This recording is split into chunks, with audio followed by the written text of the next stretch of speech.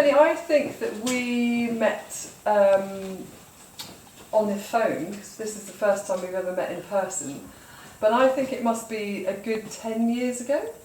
At least, I should think, yes. When was it that you did the Tiger and that David Attenborough sold at London Zoo? Because it was after that we met.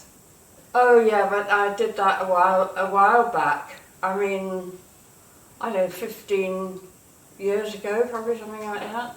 And so that was your first venture into painting big cats and then selling them to raise money for big cat conservation. Yes, but the second go of deciding to paint big cats was after I painted the snow leopard, Panthera Annunciata. That amazing life-size picture. Life-size snow leopard, yeah. Leopards coming out. In the foothills of the Himalayas. And the kind of ghost-like, he kind of melts back into He kind of melts back into the background, that's right. Absolutely. Yeah. And now that I've seen it in the flesh, it's just, I've obviously known about the painting for a long time, but to see that painting and all of your art, in fact, in the flesh is fabulous. They are very engaging and so full of the emotions that you put into it. Oh, thank you. I wanted to talk a bit more about how you, because you used to have conversations with John Lewis quite lots while he was alive. Yeah. And what kind of things have you? I mean, obviously you talked about his work, but we talked about his work, and I was very engaged with his ideals. Really, I think the way he came across and the energy, the creative energy, which he put into not only being a vet in all kinds of extraordinary circumstances, but also taking on a whole lot of social problems, teaching other vets in different countries, and trying to get to grips with people in the neighbourhood who were very keen to shoot or kill in some way or other a big cat that had eaten their cow or their sheep or their dog or something. And the way he tried to get all the people on side and convert them into loving the big cat and seeing how important it was as part of the whole, part of the land they came from. And he really was a magic person, John, and I was so engaged by. It was very easy to get caught up in his excitement and his enthusiasm. Yes, well, you see, I had the same excitement. We kind of matched with it. I can see that, because when you talk about your paintings, when you're really into painting, and you're quite often I don't always talk to you while you're during the process so much, but at the end, and you describe that incredible passion and energy that goes into it, and it's very engaging for me to listen to, and it's very like it is. It's very like listening to John when he would be at conferences. He always had a crowd around him because he always told a very good tale. He had many tales to tell, but also because, as you say, his approach to conservation was. And lots of conservationists have this, we kind of like being put out of our comfort zone and having to do a job with very few tools. You never have the right tools because you can't take anaesthesia machines into, well, you can now, but they never used to make them. Yeah, but they never made, the machines that they use in practice can't be taken out to the field, and so he developed this amazing anaesthesia machine that uses gas rather than oxygen, and completely revolutionised field anaesthesia for that point. And of course, since then, getting to know John Goodrich, who worked a lot with him, and hearing John Goodrich's stories, and how enthused he was by John and his work, and so I just felt, I want to put myself behind this because it was such a wonderful set up, and I want to do what I can for it. And I'm so delighted I'm able to do it with you now, and you and Lynn together. They're just such a team. You're such a team. Oh, it's brilliant, isn't it? And So we've come good. together, and we're all like-minded people, and it just I know, works. we're all singing Fantastic, from the I same think. hymn sheet. Yeah, it seems sort of effortless, having tried so many years different ways of putting on this exhibition. So I'm so pleased that we're able to finally do it, and I'm just sorry it wasn't. Oh, I know. However many years ago. Well, I know. It's a pity, isn't it? It is, and that you won't be able to come. But I've done a few more paintings in the time. Well, that is true. So it is now a bigger exhibition.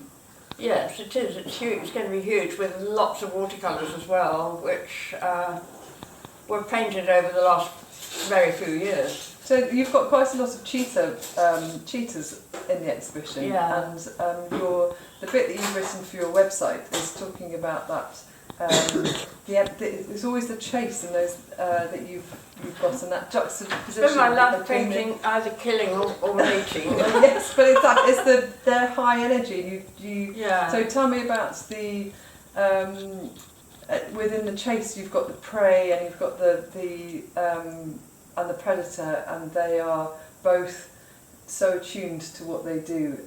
And that's power and the energy. Well, that's what I think so interesting, really, is because usually with big cats, their prey are sort of terribly beautiful as well.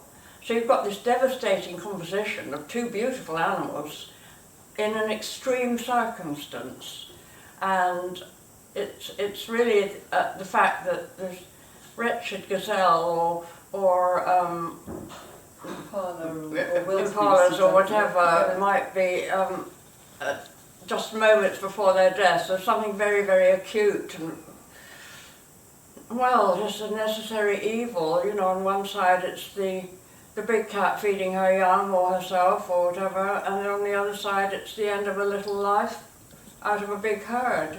And quite often you say that you prefer, you sound like you're always on the side of the big cat, apart from that one picture. Apart from the piglet one. Apart from the piglet, where you say you're, because you've painted baby impalas being killed as well. So what was different about the piglet?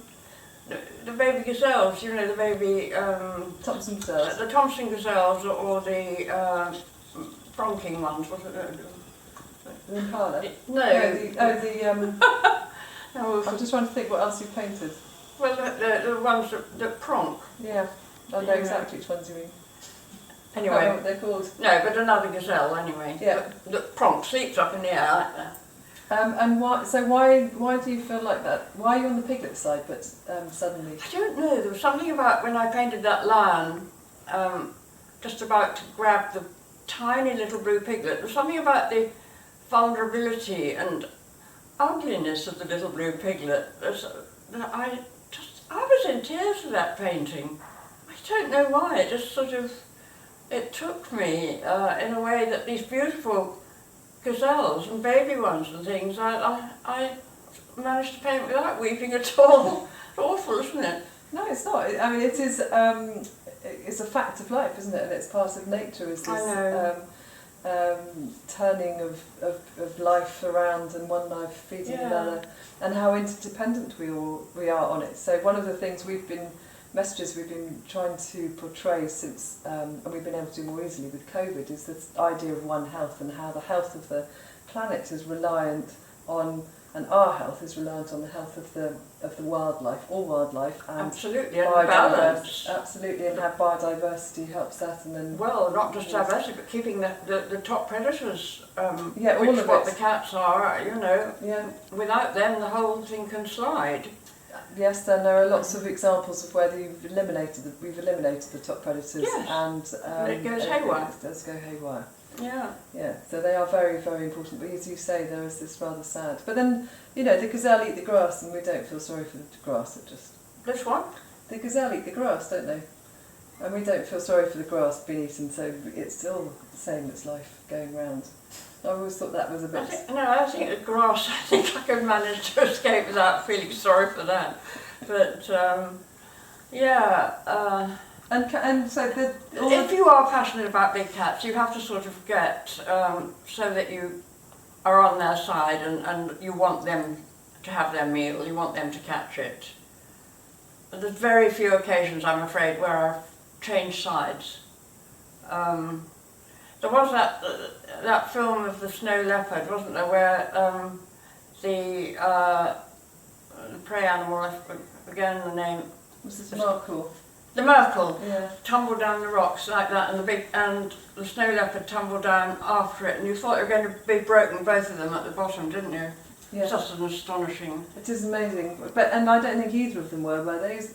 I've seen that. No, at the bottom, they landed at the bottom, and it's extraordinary, isn't it? I think on that occasion the Merkel managed to escape into the river. Yeah. And all was Amazing lost to the that they snow. are adapted to that environment so well that they can do that. Yeah. Tell me about why cheetah were are one of your great. Oh, cheetahs. Well, I'm seduced by beauty and movement. And movement is something I tend to spend a lot of time trying to paint and all of that. So they are the fastest cat on the planet. I mean, they can reach up to speeds of 75, 80 miles an hour. And fastest animal over land.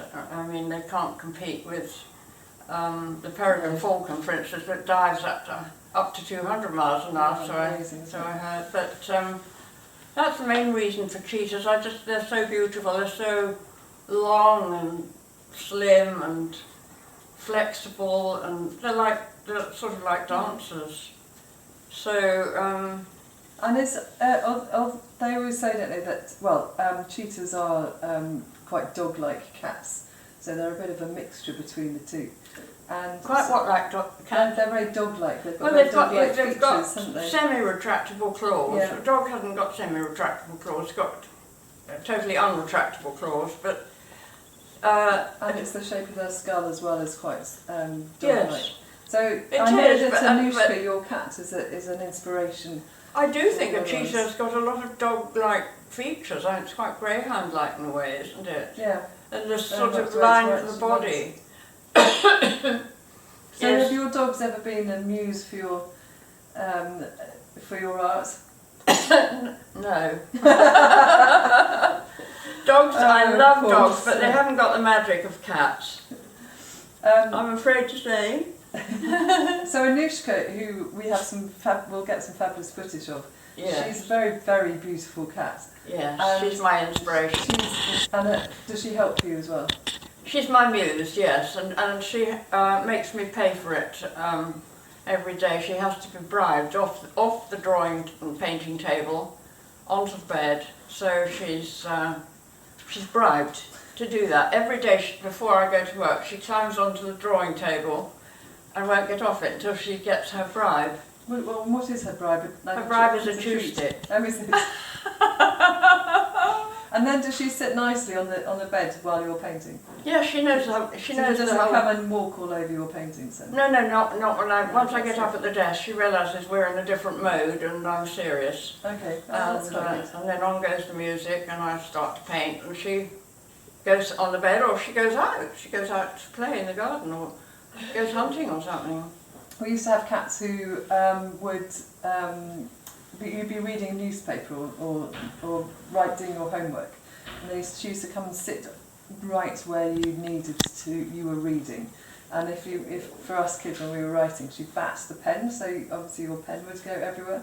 So I imagined her doing something like that, but she's much better behaved. They're very no. Anushka's not well behaved. Don't kid yourself for a minute.